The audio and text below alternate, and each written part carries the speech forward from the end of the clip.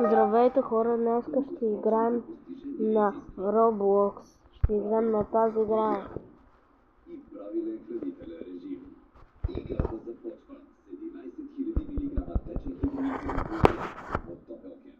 Номер 1 крича за стара. И сега представете на това сок една секунда, а това е там и то не взех сока!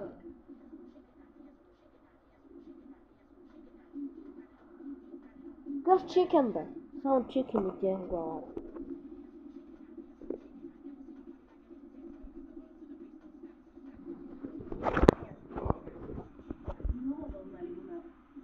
Чикена!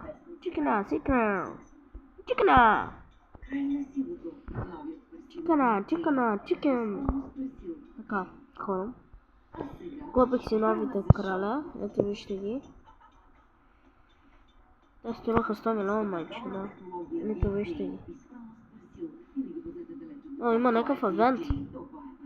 Браво! Ето.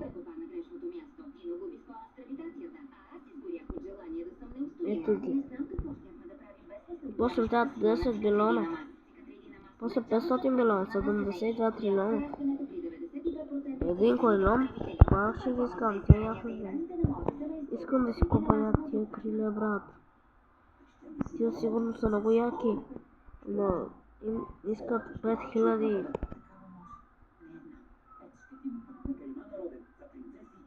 Искат 5000. Искат 5000. Колко да?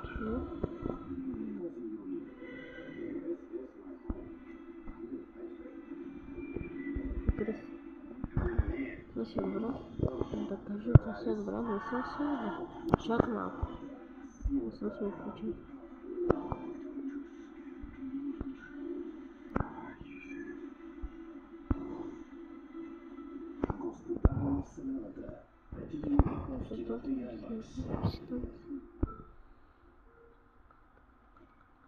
Добре дошли в Амстердам Централ.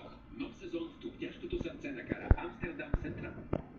Ама как хора вземам това за 710 хиляди? Това е много добро. Hasta la vista, amigo. Нови истории. Ваши ли са куфарите? Не! Нови предизвикателства. Сблъсък на Брюкелен. Не, хора! И какво ли На ти тъпата игра! Амстердам Аз давам и така напред. Той тя го спуска! Бати тъпата игра. Препоръчва за деца по 12 години. Кам, Андрея. Ето. Зимка. Изменението на климата оказва влияние върху метеорологичните системи, като предизвиква И аз хора, май ще я взем. неочаквани и опасни последици за качеството на въздуха. Омага, хора ще я взем. What the fuck? Взехме 710 хиляди в секунда. Това не е нормално. Това е толкова много добре.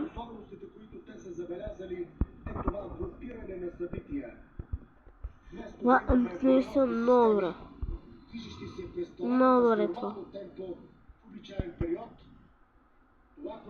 И да се апгрейд не иска 519 трилиона ли, брат? Това е ново Много. поведение на горемостните системи. Мога да го максна, това искам, мога да го максна. Така хора, отиваме още малко с... Брейн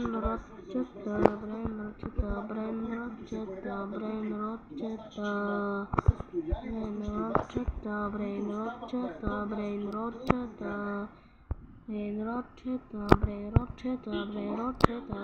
Проблем при мръсния въздух.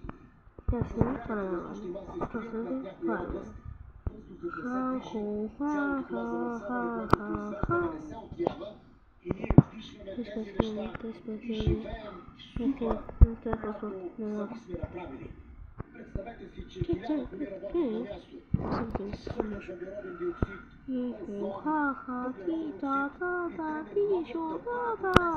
не могат да бъдат изчистени. Вие се лутате наоколо и вдишвате тези отрови.